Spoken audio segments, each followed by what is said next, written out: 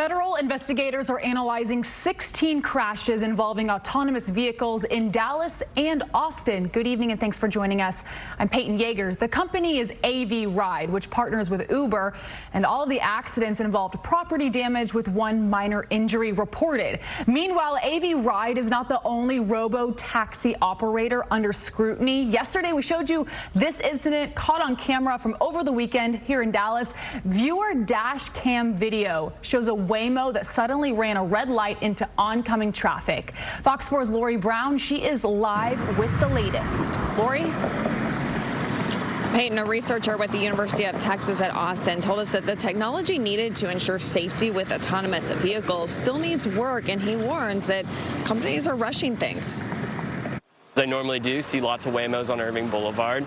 It's basically Waymo Central. What happened next is alarming. The person who took this dash cam video doesn't want to show his face or use his name because of his technology-oriented job, but he felt a responsibility to share what he saw. It kept going forward, almost like it was going to make a turn, and I was like, oh, this is interesting. It doesn't know what to do. And then it just drives right out into the intersection, into traffic, and thankfully, no one hit the Waymo or there was no wrecks. NHTSA is investigating 16 crashes involving robotaxis from AV Ride in Dallas and Austin.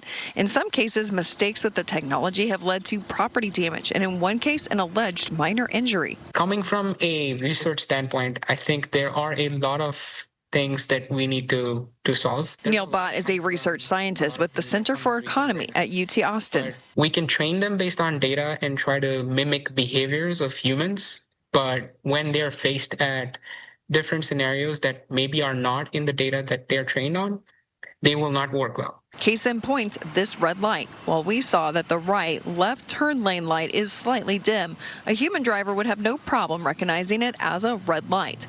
It's not the only video like this. Another driver captured a Waymo running a red light at the same intersection just days before. Waymo told us it is actively taking steps to address this. With a lot of companies that are trying to deploy these things, there may be a push to get things done faster, just because the revenue model works like that.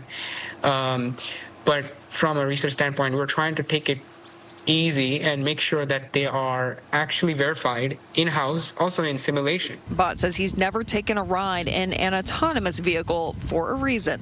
I've seen a lot of failures, not just with autonomous vehicles, with autonomous robots. He does believe eventually the technology will catch up. It's better to be safe than sorry. And as for the person who saw this shocking scene, it's like, oh, that's great to know. I love taking Waymo, and I love the product itself.